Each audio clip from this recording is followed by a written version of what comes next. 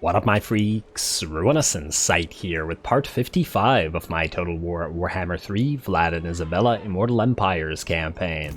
So as we saw last time, Rudy faced off against Bellicourt after taking Bordelot and was left with only a tiny amount of his army, that is after colonization. Bellicourt of course took advantage of that and attacked us, but was destroyed by Rudy, his Necros, a couple units of Skeleton Spears, and the 2 Mortis engines without the rest of the army really participating. Pretty happy with the result there, and now Rudy has a very strong buff via Bell of the Ball here for his entire army. Quite nice, and in fact, Rudy's really been racking up all of the various buffs, hasn't he? Good job, Rudy. Pretty happy with you. Let's see, what's your stats at? 53, 52, but you are on your dragon, so that isn't entirely surprising. You'd be much stronger as a personal duelist on a Hellsteed, but you generally function as an infantry blender, so I think we'll keep you as you are.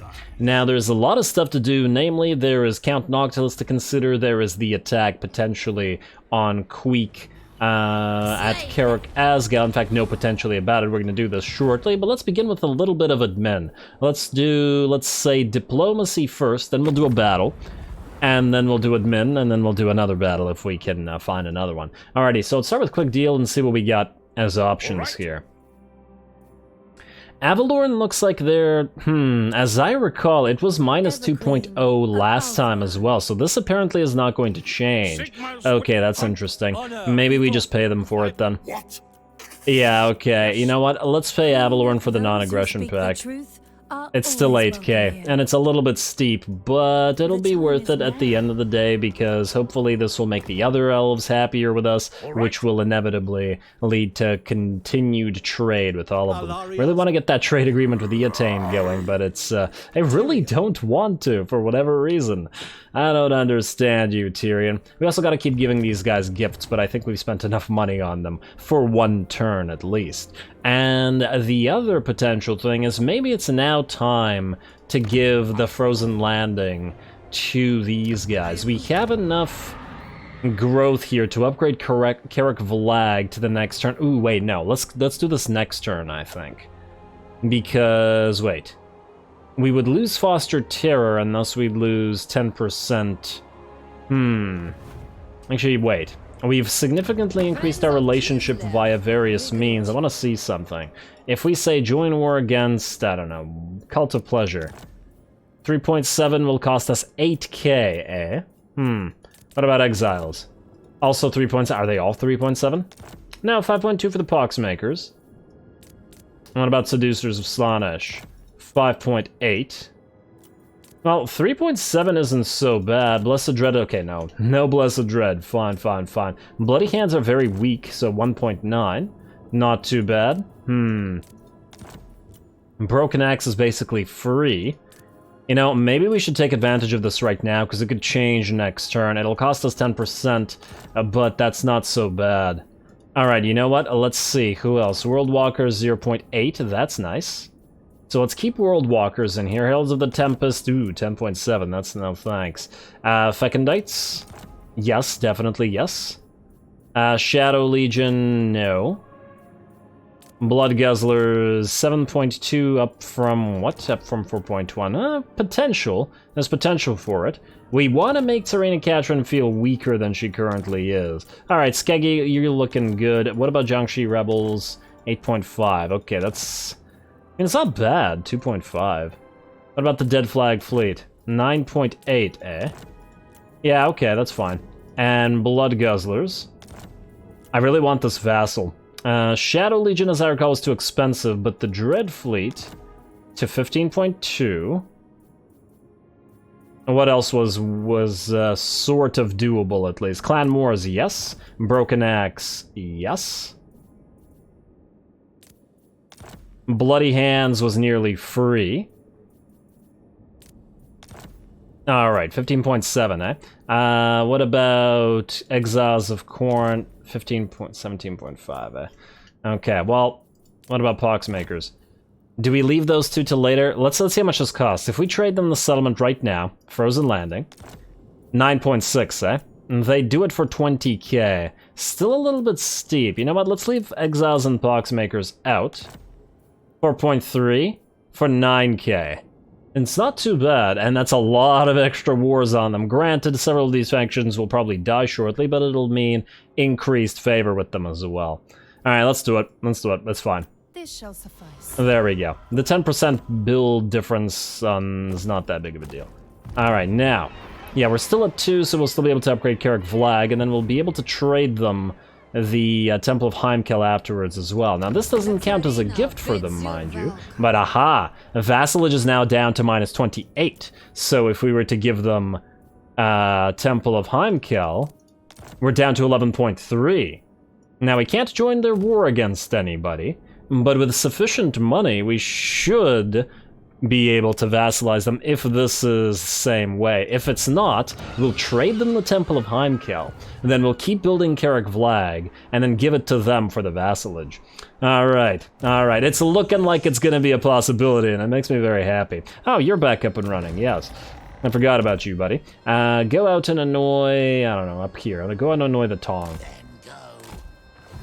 That's when I screwed up and attacked the same location twice. Now, there is another potential thing here that we could potentially try to do. Count NOCTILUS' army, we don't know what's in it, but if it's something along the lines of what we see here, we might actually be able to destroy them with this garbage that we have here. Mostly because the mortars and the deck gunners will be silenced relatively quickly with our fast-moving units. And I'm kind of inclined to give it a try, or at least, you know what, we'll sally out, and if it's too strong, we'll just run away. Let's do that. More mortars and more sirens. You know what, that's not so bad. I think we fight this. I think we fight this cinematically. We'll have to contend with NOCTILUS himself, which is going to be the biggest issue here, but otherwise, I'm reasonably confident in this. Let's give it a try.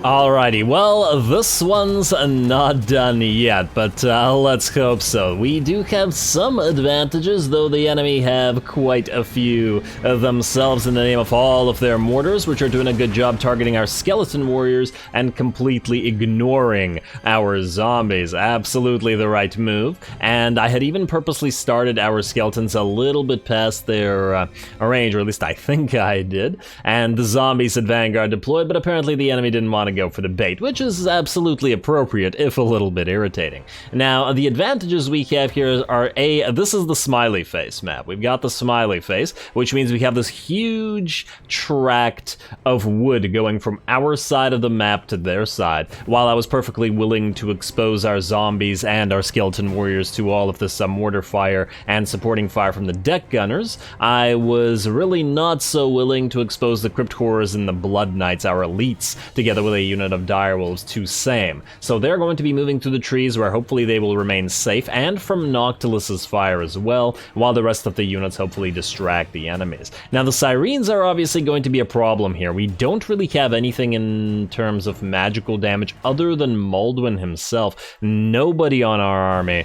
deals damage. I guess this is one of the ironically rare times where Black Knights with lances and barding, or regular Black Knights, I guess would have actually been even better, would have been superior to bringing Blood Knights, just to be able to bring some magical damage against all those sirens. 55 physical resistance, though, isn't crazy, and with the splash damage from our crypt cores, we should be able to take care of them. Anyway, I think that's enough talking about the setup, other than the fact that we got crypt horrors, or crypt ghouls rather, and direwolves moving in the background trying to silence those mortars. We've also dropped Moldwin onto another unit of mortars to instantly summon zombies on top of the enemy deck gunners. They're not going to hurt them, but that's irrelevant. We just need to silence the guns, which we are working towards. Fortunately, the artillery pieces of the of the Vampire Coast are quite fragile, and they do melt extremely quickly. As we can see, our direwolves have already destroyed one piece and are moving on to the next. We've also got our bats flying. The bats were actually hidden right here below firing range. I don't know whether that actually did anything, but it looked cool. Now they're coming in to help out against all of those artillery pieces, and Maldwin has one as well. We're also going to continue summoning zombies here, mostly to distract the enemy blobs of units, to prevent them from protecting all of those mortars, essentially. They're obviously not going to do much, if anything, to units like Depth Guard or the Chaos Spawn of Slaanesh. But hey, it'll be something. Either way, it looks like there's only one enemy mortar left. The bats are all just swarming everything back here, and the back line should be ours. Looks like Noctilus is getting distracted on his Necrofex a little bit by our doggos, but obviously we don't want him fighting there. There we go. Now that the last of the mortars have dropped, we have to turn our attention to all the melee units. We're not going to be able to bring down Noctilus easily, so most likely it'll probably be more beneficial to leave him to last. 12,000 HP with 53 melee defense and 75 armor. It's just not happening, at least not until everything else is dead. So in that light, we're going to keep moving our Crypt Ghouls around, and our elites here, our Crypt Horrors, who are currently focusing one unit of Seeker Chariots, are going to move on to try to kill as many Sirens as they can. And hopefully they can actually manage to actually hit them rather than doing this. There you go, buddy. Apply all that splash damage. And in the meantime, our Blood Knights are moving in as well. They are anti-large, of course, so they are our best option against Count Noctilus, though we should try to poison him with our Crypt Ghouls at least a little bit. So here come the Ghouls to add that poison, to try to, allow the Blood Knights to hold on for a little while longer. It's going to take a long time to do damage to him, of course. He does have his, he does have an Invocation of Neheg. He's got a lot of armor, and these guys don't have much in the way of armor piercing. So yeah, it's going to be difficult. The rest of the Blood Knights have actually moved through and are going after the spawn of Slaanesh. I decided to drop Maldwin down upon them to help his zombies, but it looks like the AI decided to focus Maldwin and try to surround him here, which is doing a pretty good job, especially with his melee defense reduced by that soporific musk. And the zombies aren't enough, so we've moved in our Blood Knights to help him out while he makes his escape. Sorry, buddy. Looks like the enemy Sirens are still holding, and they managed to destroy at least one of the enemy units of skeleton spears. And of course, once again, with the relatively little damage dealt by all the various skeleton units, all we can hope that they do is hold ground. Our Crypt Horrors, however, are now moving into a different unit. This one should start to crumble shortly, and I would prefer not to have wasted 2 units of Crypt Horrors on one. And perhaps it's time for Maldwin to move in, now that he's escaped those spawn of Slaanesh there, to move in here and help out with those Sirens, at least after he heals up with an invocation. And there we go. Bats are also flying around, but honestly, there wasn't really a lot of good places to drop the bats on, with the possible exception of using them to charge the enemy in the back and hopefully apply some of that morale shock and maybe allow the Sirens to crumble a little bit earlier. Though, yeah, they're doing a great job. This one's at least crumbling, but they're not taking a crazy amount of damage from said crumbling, and looks like they're still holding on. Alrighty, and here come the bats and doing that thing I was talking about. Just gonna hit the enemy in the back to try to surround them. It's not gonna do too much damage, but there we go. We can see that leadership dropping, which is what we wanted here. And the same thing going on over here. Maldwin also adding his magical attacks to damage the Sirens a little bit.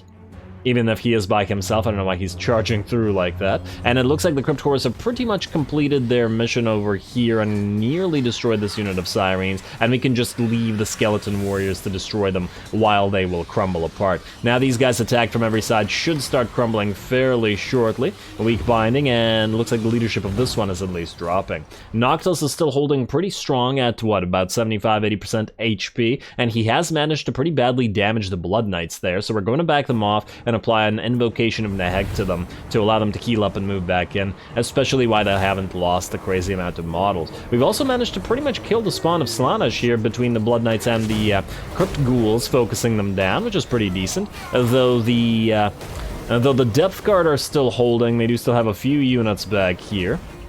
We should be able to overwhelm them soon. And there we go. Looks like the spawner down.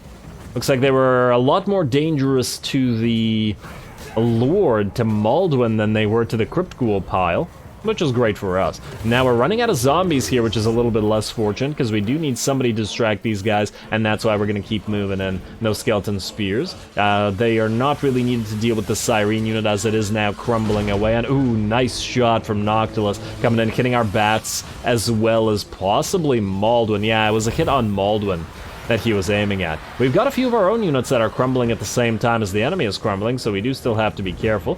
These skeleton warriors have finished up with the unit of Syrenes in the woods, though, which is nice. And obviously, as soon as all the Syrenes are done, we will just be able to surround Noctilus as well as his Depth Guard. And there we go. Nice. So those are dead. Probably should have... Yeah, if we only had a unit of Depth Guard, or not Depth Guard, a unit of Grave Guard as well, or a unit of, well, really anything that does magical damage, it would have been really helpful here. Very nice, and that, I believe, was the last of the Sirens, so now everybody's gonna move in to attack the Death Guard. Maldwin's also healed up a little bit. Gotta remember that he does have the Hungers, so he will heal regardless. And our Crypt Horrors have now started to attack Noctilus as well, while the Blood Knights are moving around, getting ready to hit him in the back, or possibly the Depth Guard first. There we go. Though they should be done very, very shortly, especially as they go flying. And yeah, Depth Guard versus Blood Knights. It's vampires versus vampires here. And once again, the game went silent for a second. There we go. Nope. Huh. I guess it doesn't like that angle. There we go. I always wondered why it does that sometimes. It did it again. What the heck are you doing, game? I want to hear everybody smacking each other. No? Okay, well now they're dead, so not so much. Alrighty, I guess now it's just Noctilus remaining, and he starts crumbling himself because the rest of his army is dead. Army losses appear to be sufficient here. One of the good things about fighting vampire lords in this regard when they're your enemy. Had a situation, I believe, in the Village campaign where the same exact thing sort of happened, where Archaon's army was basically completely destroyed, and then Archaon by himself refused to die, and just basically killed the rest of the army. Alrighty, and there we go. A Pyrrhic victory perhaps, but these were just random units summoned for the specific purpose of dealing with these guys, and I think it works quite well, as we now don't have to get any lords down here to deal with Noctilus. We may go and deal with that other little army, but I'm pretty happy with the result overall.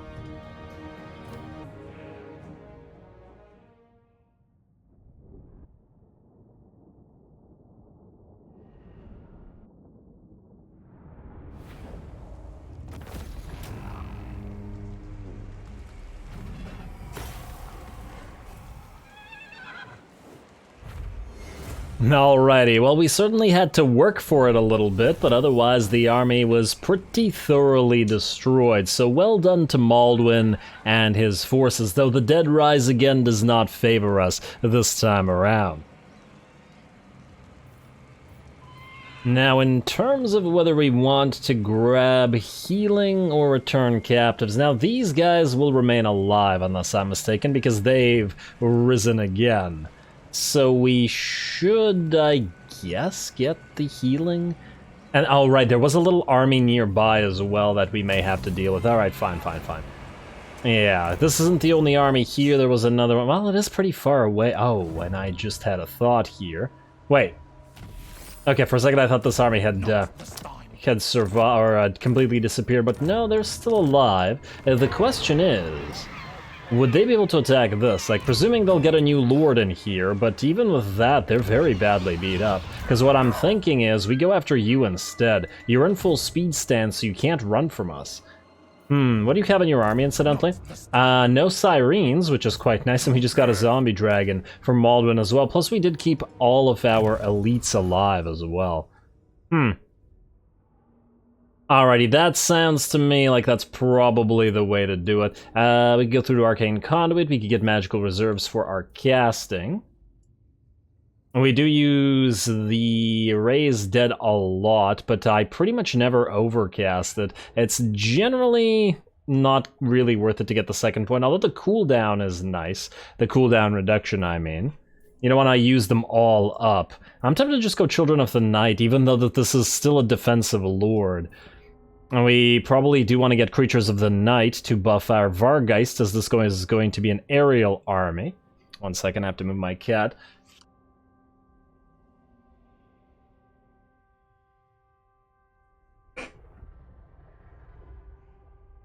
Alrighty, we could get Creatures of the Night, which would buff up the Crypt Cores that are currently in here, but this is all going to get deleted very shortly, so ultimately it won't matter that much. Fell Nest, you know, I still feel like we should probably go to Brooding Horrors as fast as possible. Yeah, Children of the Night is great, but as soon as this army comes back up, or it becomes an actually usable army, we will want this available. So you know what, let's go for Mist Form. I know that there's other uses, but for one turn before we delete it, it's not going to make much of a difference anyway. And then you're going to attack here, attack Mason Greer. I hope that this is auto-resolvable, though it may not be.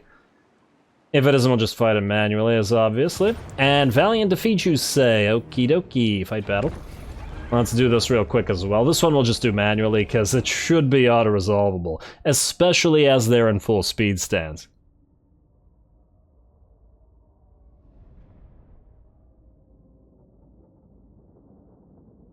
Alright, and you know, we start a fair distance away from the enemy, don't we? But, oh damn, we have no more, I should have raised some zombies. I just realized, should have raised some zombies to make use of their Vanguard deployment, but oh well, not a big deal. You guys deploy right here. In the forest, we will get, let's say, one of you here. And then bats over on this side as well. They'll probably get focused down. Wait, can bats hide in forest if they're not flying? No, apparently they cannot, but doing this will prevent the enemy from firing at them as well, I think. So let's just do this and then drop you guys down. Start deployment. Crypt Ghouls. Start you guys here as well. You're all going to charge the back line here as soon as you can, or as soon as we allow you to, because we need you to go and summon. Damn, you know what? I should have actually probably taken him off the zombie dragon this time around, but oh well, not a big deal. All of you are going to be group 2. You're going to charge. You are going to be separate group 3, and Crypt Horrors, well, probably don't want you to get killed, but whatever. Do that, group 2, charge, and attack, and then you, heal yourself, speed up, do this thing. We need to destroy that, bloated corpse. Ooh, they're going after the, knights, which does make sense, and at max speed, do this. Oh, wow, you're getting wrecked. Let's heal you up, my bad.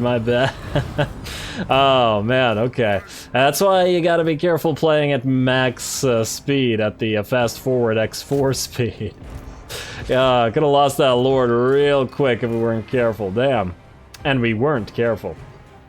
Alrighty, now you just fly around, buddy. Heal up a little bit. Crypt Horrors, get ready to move in. The rest of the... Are they using their mortars on Crypt Horrors? Okay, well, good luck to them. And then all of you get ready to charge their carronades in a second. In fact, bats, time for you to go. None of your deaths will matter, so... Okay, you guys are going to charge that zombie pirate gunnery mob. The group is in here. Oh, damn, they're going to get a few volleys up, but that should be okay. Move. Get ready to summon zombies on top of their piles of units like so. And it's time for you guys to follow suit. Attack, Crypt Horrors. Group up and attack. No. Oh, damn, I shouldn't have stopped you moving. Can't look away from you for a second, Malden. Come on, man. Not that it matters if you die here. Well, temporarily die, I guess. But still, it'd be nice if you didn't. Alrighty, and breathe on those zombie pirates, please, and you're gonna take another volley for your trouble, but it is what it is. Let's also get Scabscraft out on... Honestly, probably should have used it earlier, but whatever. It doesn't matter. Battle's over. We've already won. Blood Knights are good. You guys surround and kill those zombie pirates. You can go after the enemy lord, and actually go after those carronades first. We'll leave the depth guard till last. There we go. And now I think we can just speed it up. Battle's over. Everybody will die, surround that enemy lord, and you guys weren't even needed. Okay, lovely. Alright, you know what, let's send the Crypt Horrors at the Depth Guard as well. And the Blood Knights can help out with them, while you go after the enemy lord. And do you need to heal yourself? Do you need to really do anything? Probably not. Alright, in fact, let's just have you not accidentally get yourselves killed. You guys move around, attack those Depth Guard, like so. You can drop in on them as well. I'd love to get your Dragon's Breath on them, but I don't think it's a good idea right now, because they're surrounded by units, and there we go. You want to have some doggos charging at the back, no armor piercing, but whatever. And ooh, that's gonna hurt. Yeah, the enemy lords and stuff are still alive, but once the Depth Guard are done for, it won't matter. Also, you can heal yourself while you're here. Actually, heal yourself and whatever's here, like the Blood Knights. There you go. Lovely. And it looks like the Depth Guard should be crumbling. Beautiful. Now, bats, get away from this. Dogs, get away from this. Actually, anybody... Only ghouls stay here. Everybody else back up. And we'll send in the Blood Knights and the Crypt Horrors. And our Lord. There we go. Those guys are dead. Head for the enemy, and actually they're going to start crumbling shortly. Speed it back up to max. And down he goes. There we go. Beautiful. Men battle. And then we won't have to contend with them for at least a few more turns. Now, the question, I suppose, then, is do we delete you here to get our money back? Or do we ferry the Blood Knights over to Yos? And we could also use you to recruit his other... Yeah, fine. We'll use you to ferry stuff. We'll use you to ferry. It's okay. We're going to recruit some stuff from our allies anyway, to join Yos's army as some aerial knights. In fact, I think in a turn we'd be able to get Royal Hippogriff Knights if we wanted them. Although I'm not sure whether we do or not, as opposed to Pegasus Knights. Let's get... Wait, healing won't matter, so just get the return captives. That army is done for. Got a free Iron Curse icon, enemy killed in battle, yada yada yada. You are going to go into March stance and get back to... C-Corps, eh? I do wonder. Would you be able to auto-resolve this? I really don't feel like... You know what? We're going to hear this anyway. We'll see if we can auto-resolve it. Also, watch this guy attack Nuka anyway. You can get Splice Market, and we might as well start upgrading this place now. Since it looks like Noctilus won't be victorious, there we go. And Montanas, you need a Graveguard Watchtower as well. Alright, this place is fine, and that basically took all our money, to be honest. You know, we should probably upgrade your walls as well, but let's hold on to the small amount of cash we have for now. Yas, since you're not needed here, I guess... No! Orion, you're going for the Stone Mine Tower. We have to manually tell you to occupy this, don't we? He's going for Sunken Kernark, but if... yeah, fine. Occupy Stone Mine, then we'll ask you to trade it to us. We're much better than having Orion take it. He really doesn't need that, and even if he does take it, he won't give it back to us, which would be the biggest annoyance. Now, we've actually spent most of our cash on that, so unless there's a little bit more to spend somewhere important, which remains to be seen. Let's see, Uskalak, no, we got most of our cash in good... Wow. I can't even tell what the heck is going on here, but it looks like Renki will beat Emmerich to the Great Skull Lakes, which will destroy the faction, yes? Yeah, it looks like it. Beautiful. Alrighty, and Carrick Vlag, we just need to make sure that we can afford to upgrade you next turn. Roddy is good. Let's see if anybody else needs to move. Aldous, no, you're staying here for at least one more turn to heal up. Tech Thief, you are at 4 turns. I think you're okay, I'd rather not spend the money. You are on guard, but you can't steal tech. So let's go to Torkar and steal 8. Ooh, I don't like that. What about this? 5, much better, but 50-50. This is also 50-50. Well, I guess Misnar is the best way to go. With Nakari there, watching us. Nakari likes to watch, after all. And failure, but it'll keep the elves continuously friendly. Okie dokie. Anybody else? Another Tech Thief with 4 turns. You're still good, so just stay where you are. Assassin, I think we don't need you to act, or at the very least, we don't need you to waste the money right now. So don't bother. And I guess with that, unless there's something to be built up here... We do want to level up Kislev as soon as possible. Ooh, we really want to level up Barongrad, which we are doing, actually. So that's fine. Is there anything here? Nah, doesn't look like it. Okie dokie. Actually, wait, Egrim? Nah, he's in range of Castle von Rocken. Okay, fine. Don't want to do anything there. Beckhofen, do we need to build anything here? We can build a Balefire Brazier, but I don't see any reason to. Guess we could upgrade this Haunted Mill, but we can do that after. Oh, damn. We're just a little bit short of getting the walls at Skavenblight, which is 3,600. Well, that's a crying shame. Almost tempted to get rid of the Charnel Pit, but what would that really gain us? Not much.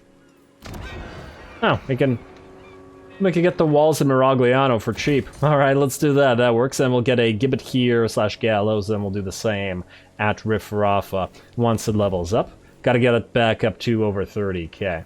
Alrighty, so that all looks good to me, which means I do believe it's time for Bathilda to hit Carrick Asgal. Now, do we want to level up for this, or do we want to level up after? You have 7 skill points, and I vaguely remember trying to calculate what else you would need to use them on, but for now, let's go for Transfix. So Blade Shield, and I guess Curse of the Revenant as well, though we are very much running out of points. Just out of curiosity, Deadly Power buffs Crypt Horrors, which you do have, but not in high numbers. And we do want Grave Ward for you, though. Hive Mind, Raise Dead. Your spells are good as they are, I believe. We can skip Occam's Mind Razor because Therisha has Occam's, or at least she will have Occam's. In fact, let's see if we can't give her Occam's right now. Maybe I just like saying Occam's. Penumbral Pendulum and Smoke and Mirrors. Not, you know what? Screw it. I hate Smoke and Mirrors. Let's go for the Withering. You know, you need the second level for it to get the effect area. I'd set 14 mana. Let's just get the Enfeebling Foe for the relatively unlikely use. But yeah, we'll get Occam's Mind Razor afterwards on you. So if you can skip it, I think you're free to get Curse of the Revenant, and let's see. 1, 2, 3, 4, 5, which will leave us with 48, 49, and then 50 wherever we want to spend it. For example, on Deadly Power. I don't think there's anything else, right? Evil Souls, we don't need. Waking Dead, Creatures of the Night. What do you have? You mostly have your Chariots and your Unliving Host, both of which are already leveled, and thus don't really need to be leveled. I think you're actually good as you are. It would mean skipping Dark Knight. The charge is not a... it's meh. 15 armor is quite decent on you, though. So there is another 2 points to be spent there if we wanted to. I think we're okay. Let's go Curse of the Revenant, let's go Transfix. I want to get Grave Ward right now, because she's going to be flying into a potentially giant pile of range. And then we can go 1 in Hive Mind, 2 points in Master Strike, and then 1 point wherever else we want to spend it. I think that's good. And we'll probably get Dark Knight. Well, leadership isn't too bad for vampire armies, but +5 is also not that big of a deal. Let's get Master Strike for now. We'll ignore our Supernatural Horror because she's on her dragon. Alrighty. Let's now attack. Well, no, we should probably level the rest of her heroes up. Devastating Charge for you, and Indomitable, as well as Training. Not that the latter is going to do anything for us. You, Mr. Necro. You have Wind of Death maxed out. Same with Arcane Counter. Let's get you Earthing. Yeah, let's get a couple of points into Van Hell's Dance Macabre and Curse of Years, and that's good. And here we go. Pyrrhic Victory. We do still have a fair few decent enemy troops here, so we do have to be wary of them, and thus I think we can make this a cinematic battle, as it should be decent enough of a fight to make it worth watching. So here we go.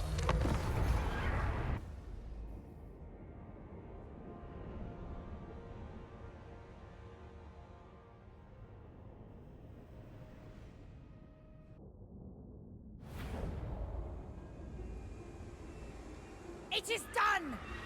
You know, somehow I knew she was gonna say that. Here we go. We are attacking at this particular location once again, where there is only one tower, mostly because I'm wary of the damn Warp Lightning towers, though hopefully a summon of a zombie unit right below it will force it to switch targets, especially as our relatively fast-moving vampires fly overhead. Now, there are plenty of Skaven to kill here, and we are moving into a single blob to force them to blob up themselves, so I think it'll work out pretty well. Besides, we've done this many a time with Bathilda, and she really doesn't struggle in these kind of battles because of her little carriage Death Star, or mini Death Star, I suppose. Vlad's the only one who really has the true Death Star here. Only half of Bathilda's army is Death Star centric, and it doesn't even have to be, because obviously we can just use the melee as an actual battle line, and her carriages as well as actual chariots, if we should so desire. Though this does work pretty darn well for attacking enemy strongholds in particular. Alrighty, well, it looks like Bathilda has landed on top of the walls, getting hit with some of those Poison Wind mortars. Where are they? They're down here somewhere. Nice little position there. Poison Wind mortars, but they're obviously not going to be too effective against Bathilda or her vampire. And it looks like the walls, just like that, are clear. We're going to immediately move in, and we're going to hit the gates with our carriages, who drop them extremely quickly. And we're going to start summoning zombies all over the place here as well. Now, the carriages could be potentially threatened, like they currently are, by that seismic quake and warp snare. I want to say seismic snare and warp quake. Seismic snare and warp quake. Those are the names. Yes. I knew I'd remember eventually. I swear, I didn't actually know. But anyway, here we go, and now both of our Mortis engines are in, and we can't see anything through all of this fog, though to be fair, the Skaven should be pretty used to tunnel fighting and all of the gas that they like to use in said tunnels. Plus all these warp quakes are being caused by themselves, so they can hardly complain about it. Obviously, the Mortis engines are going to do an insane amount of damage while they are blobbed up around, or the enemy rather is blobbed up around them. It's also going to give free time for all of our Graveguard to move in and enter the city as well. In the meantime, Bathilda and her vampire have moved out by themselves and have attacked this Warp Lightning cannon here to obviously silence it, although I don't imagine it would be able to get a good shot or a shot at all over here because it has no real arc. A very, very slight one in the same manner as cannons, but still I would prefer to silence those frickin' cannons before anybody moves here or somewhere where the enemy can in fact shoot us. Plus, a few zombie summons will allow the rest of the unit to get destroyed by zombies, while we either target other high-value targets like those Poison Wind Globadiers, or mortars rather, or those Warp Log Giselles. Still plenty of things to do. Queek is also trying to move in to reinforce apparently, together with some Ratling guns. I don't actually know why you guys moved up. Oh, maybe they couldn't shoot across the bridge, but from here they can. Okay, makes sense, makes sense. Probably the best way that they could do damage to either our carriages, either type of carriage I mean, or chariot.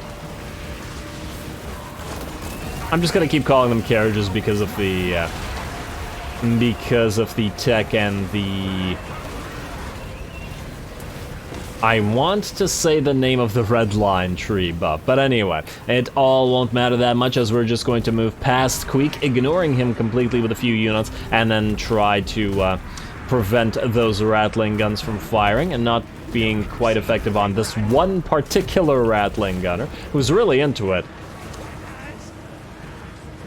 There we go, but now he has stopped. Alrighty, looks like those guys are silent, and almost all the units here are dead. There's a Plague Priest rather fighting with Queek, but we can just keep moving Graveguard in and let them deal with them. Though Queek is actually taking quite a bit of damage to our Crypt Horrors here, which is quite nice as well.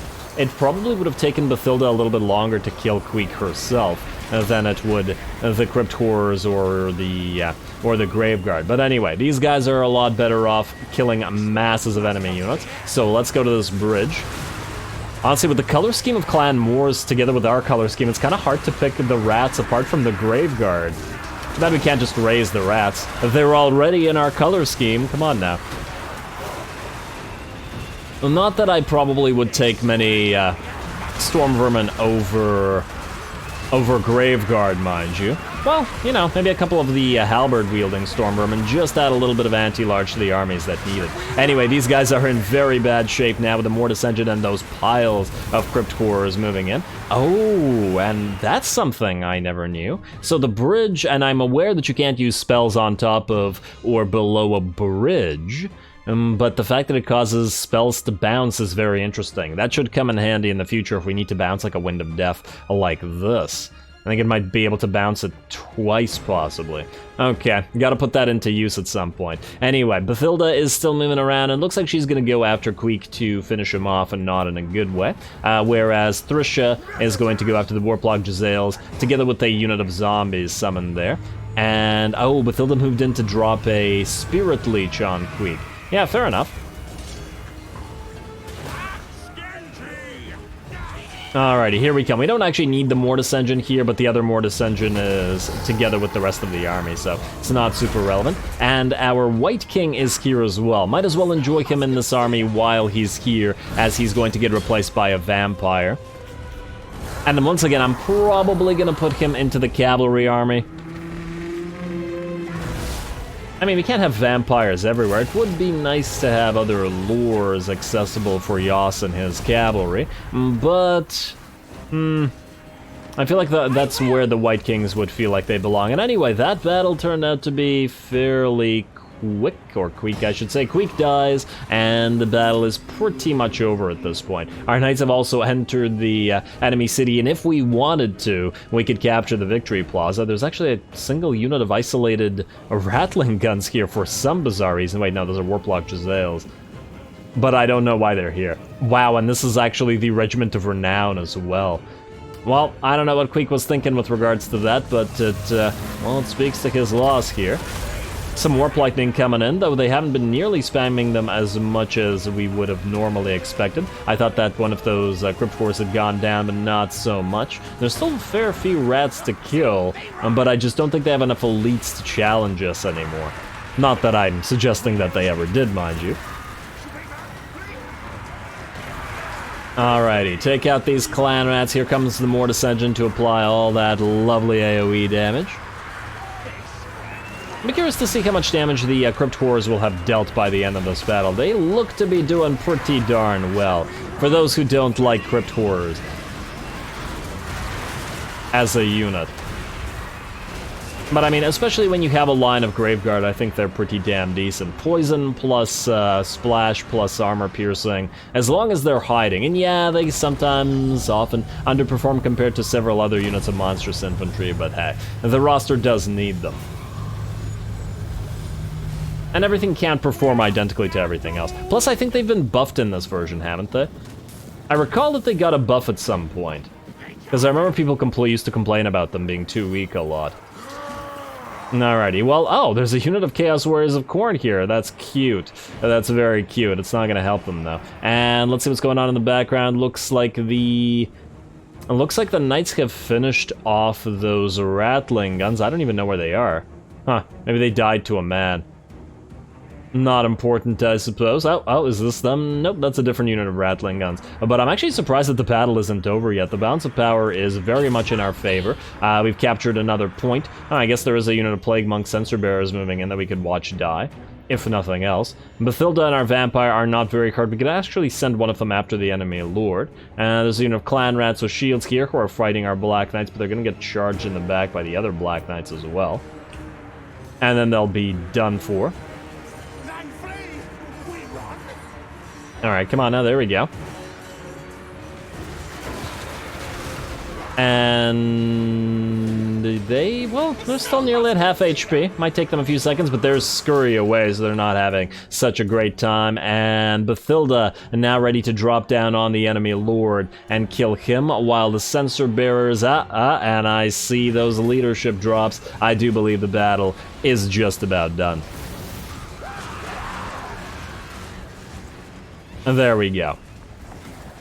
Even the Plague Monks are not unbreakable. That's a pretty massive pile of rats scurrying away, but you should expect that in a Skaven battle, so it feels lore appropriate. Alrighty, not too bad. I don't imagine we had too many losses. Allied troop count, well, Okay, that once again doesn't mean anything because we summoned zombies. There really needs to be a separate freaking summon counter or just bracketed values or something like that.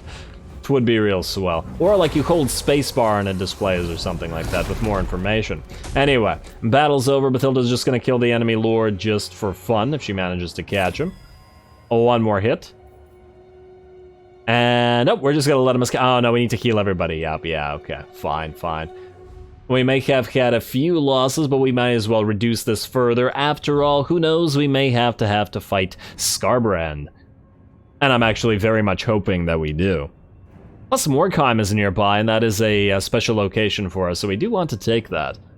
Yeah, we'll have to decide which way we go, but I digress. Let's see what the damage is, though I don't believe it's much.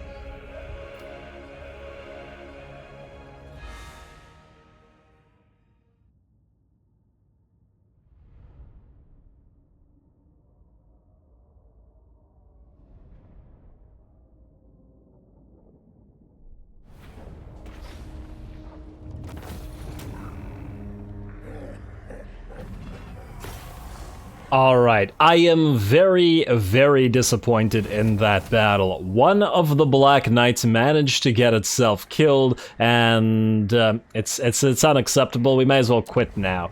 Campaign over. Alrighty, I'll occupy the place. Oh man, they had absolutely no chance, did they? Alrighty, there we go. Bathilda's got herself another settlement, and hey, we got to keep the Haunted Gemstone Mine. Lovely. Now, I do have to wonder whether Skarby will attack us, but I imagine he'll be too afraid to. Either way, we're closing in on Mordheim, and that's a special location, so we might as well grab it for ourselves while we're here. Granted, this will allow the rats a few extra turns, and the unfortunate aspect of that is they might jump up to, like, Spite Peak or something. In fact, speaking of Spite Peak, you know, this is a tier 4. Let's get rid of the Lich... No, you know what? Let's get rid of the Gibbet. This will upgrade shortly anyway. In fact, we could upgrade it right now if we wanted to. So we'll get the Gibbet back really, really quickly.